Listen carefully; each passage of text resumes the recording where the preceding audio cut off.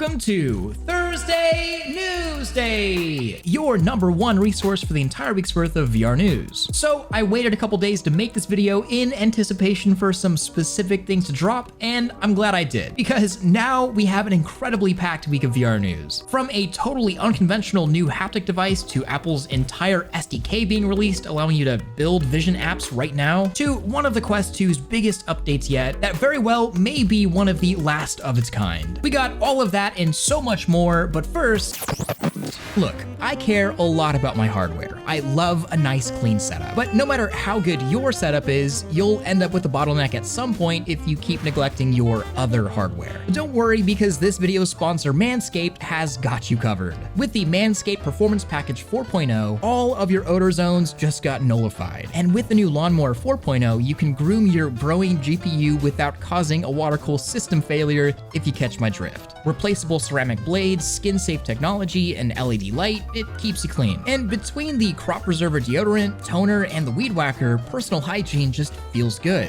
So head to manscaped.com today and get 20% off your order plus free international shipping and 2 free gifts with the promo code THRILLSEEKER at checkout. And remember, in VR, the only one that can smell you is yourself, so you might as well treat yourself. But now, finally, let's just get right into the news. I figured we'd start this one off with something kind of fun and just a little weird. So I've tried lots of interesting haptic devices before, from vests to gloves to little nubs that go on your fingertips that allow you to feel heat and cold, but I have never seen anything like this. And it's all based on curved origami, which is probably one of the most unconventional methods of haptics I have ever seen. But here's how it works. Using the principles of curved origami, these sheets of metal serve as almost a spring, allowing for what they call active mechanical haptics. The cool part here is that based on the angle and rotation of the origami, you can create a totally different stiffness of the material that you're interacting with on the fly. The easiest example they give are multiple types of balls. Obviously, squeezing a basketball feels a whole lot different from a wiffle ball, and they show that exactly. But I think the more compelling demo is the walking surface demonstration, where they kick the ground to feel the breaking of an ice block that's underneath them. Now, obviously, this is probably something you'll never buy as an accessory for VR, but I personally find this stuff extremely interesting, especially because we really don't have a super clear answer as to what the best type of interaction haptic is yet. So it's always fun to see what's on the crazy end of research. Now let's start talking about Meta and Quest related stuff, because there's actually a lot to unpack. First off, the Quest 3 is on Best Buy right now. I mean, you can't order it yet, but the page is up. And from the product description and specs listed, it looks like we have some decent new information on the Quest 3. It will start at 128 gigabytes for $500, but we already knew that. I think the more interesting thing is the displays and resolution. It's been a bit of a question as to what display will be used for this, but if the listing is correct, we can expect an LCD panel with nearly 30% higher resolution.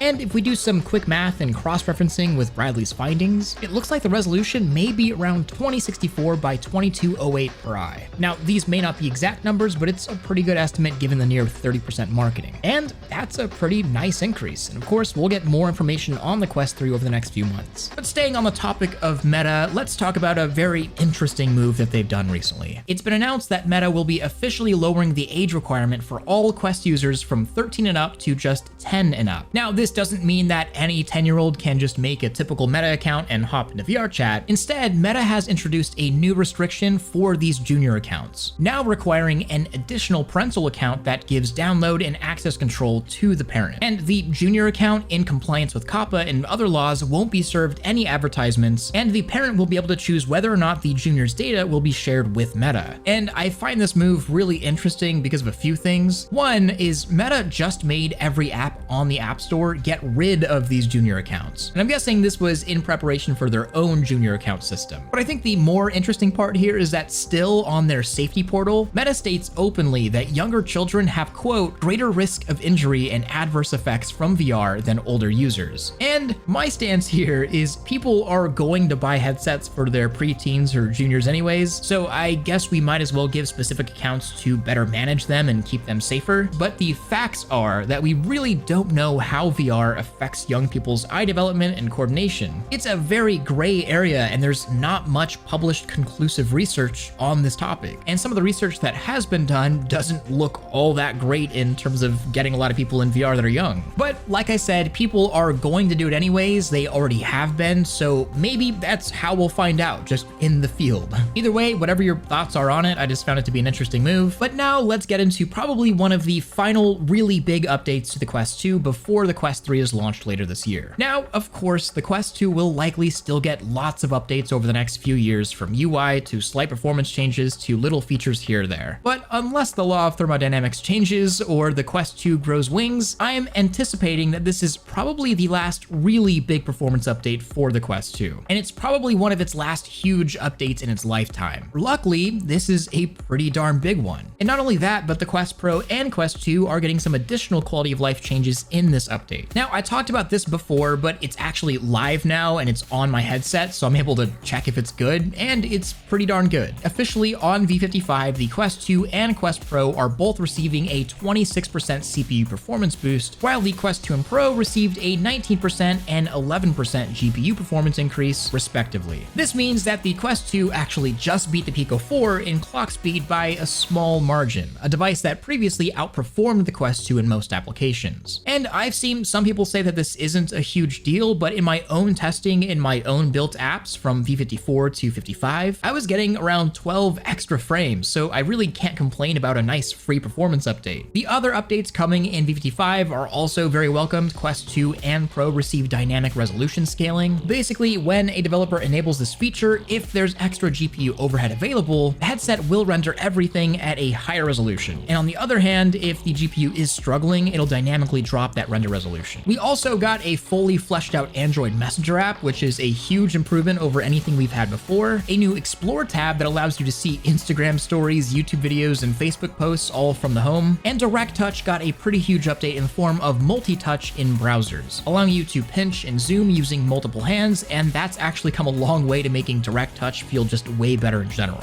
Yeah, I think that some of the other performance upgrades the Quest has gotten in the past, like the 70% performance boost from a couple of years back, really didn't have super big daily use feel changes, but from my experience so far with 55 is that everything, including the base UI, is just a little snappier, and developers do legitimately have more to work with. Games and apps that don't update anything will still feel better, you'll have better frames, and if developers want, they can push their game even further with this little boost. But now it's time for a meme break! So I thought we lived in a weird timeline before this, but I never expected this to happen. Mark Zuckerberg and Elon Musk have apparently agreed to get together and hold a public cage fight. And this isn't in VR in the thrill of the fight or anything. We're talking about a legit cage fight. Musk said he was down to fight Zuck, and then Zuck said send location, and now here we are with an official statement from Meta even. Mind you, this is a couple days after it was leaked Meta has been working on a Twitter competitor called Threads. Yeah, I don't know, you just really can't make this stuff up. And now back to the news. So I'm sure you've seen it around, but Apple's entrance into the VR space has certainly changed a lot of things. Over the years, my parents and I have talked about new VR headsets occasionally, but this is the first time they've ever called me while excited for a headset. And it's kind of taken the world by storm, for better or worse, depending on who you are. But I did want to address a couple big things that did pop up regarding the Vision Pro. For one, you can right now download the SDK and start building for the headset and test out a bunch of its functionality, including a headset emulator to build your own apps without owning the headset, since it's obviously not launching until next year. But it also seems that there were a lot of features that have been worked on for the Pro but didn't make it in the announcement, and a lot of these things are coming directly from Apple employees. One feature that seems to have been killed early on was the ability to run full Mac OS applications on the Vision, so don't expect to be doing that. The Vision OS just isn't up to it. But the other interesting thing that still may come to the Vision Pro is full body tracking using the downward facing cameras on the headset, mainly marketed for a feature called Co-Presence, where you could stand in the same room as someone else from across the world. This was apparently worked on, and it is a feature, but it didn't make it to the presentation, and it's, I guess, possibly on the chopping block. And this is more one of those things that I'd really want to delve into the SDK for. The other huge thing was fitness integration. Apparently, it was stated internally that they would rather wait to talk about those features until launch. But I think one of the most interesting pieces of Apple headset news is that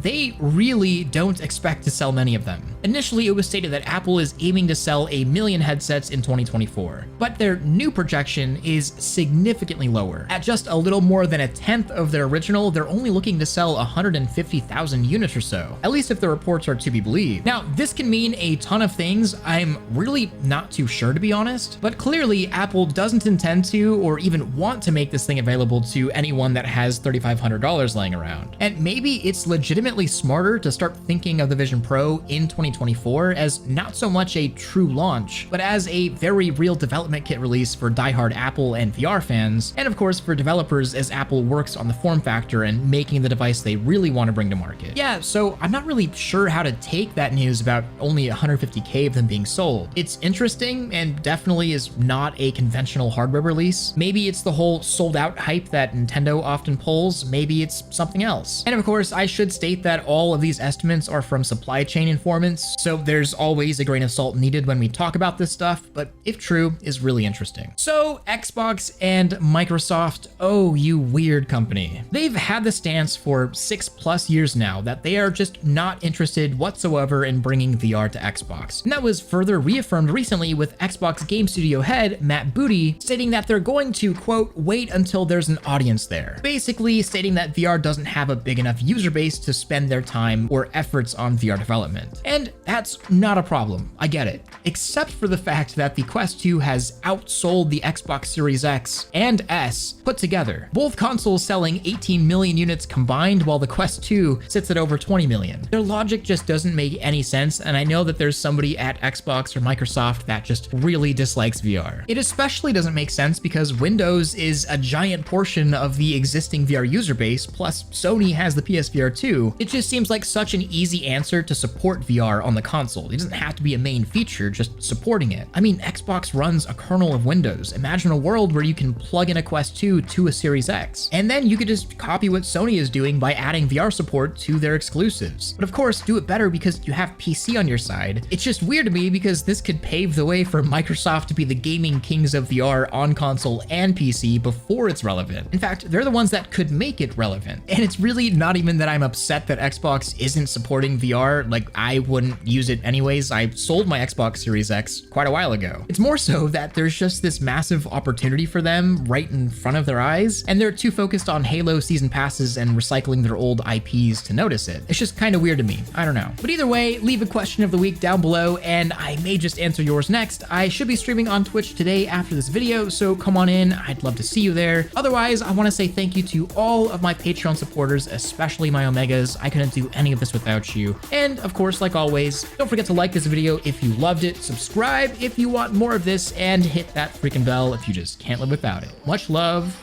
Relax.